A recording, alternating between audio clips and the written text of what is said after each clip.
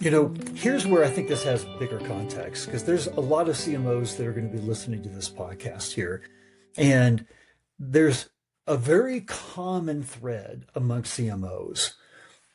They call it in the inside of CMO communities imposter syndrome, a lack of ability to earn a seat at the table, right? That we're considered to be a lot of times you're as good as your last set of leads you brought in, right? If you're not generating leads, what is it that you're doing here? What you're talking about is a learning that underpins the entire go-to-market strategy. And the highest voice of authority in any business is the voice of the customer.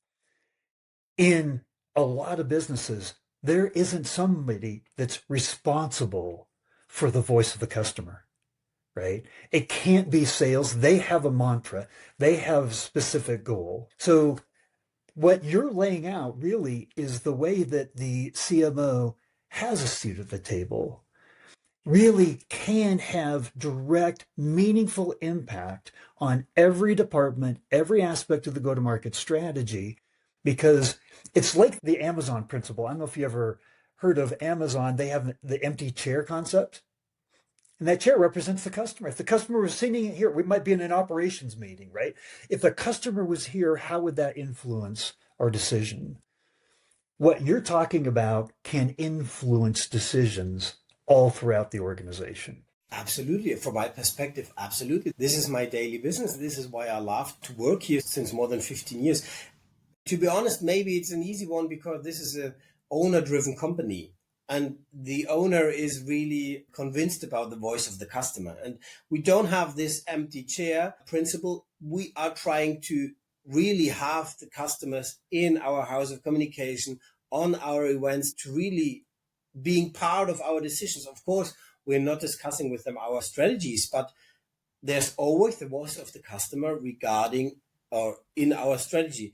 Even there's kind of mantra when we are building a new company or building a new product, there's always a challenge you have to go through. Does the client, does the customer understand what this product solves?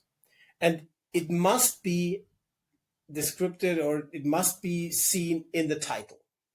It must be, I think it's a speaking title. Does the title give an understanding of what the product is or the service is about? And though I think it's really kind of a deep integrated philosophy or mindset, the customer is part of our decision. So within the company or with our clients, I do not only have a seat at the table. I think we are building tables where people, peer groups meet. And this is what I'm talking about, being proactive. And honestly speaking, so we are German and founded since more than 53 years ago. And of course, there have been awards and communities, but we tried and we found partners and we did it even in a more consequent way, maybe than others, because we said, we really want to try this. We really want to go this way. And I think this is part of the development of the group, of the development of what we are doing or I am doing here, is that the voice of the customer is really a crucial part of our strategies, of our marketing. And just a side note, yes, I do have a sales team, but most of the people working in the sales team are relationship managers. This is their title. They're relationship managers.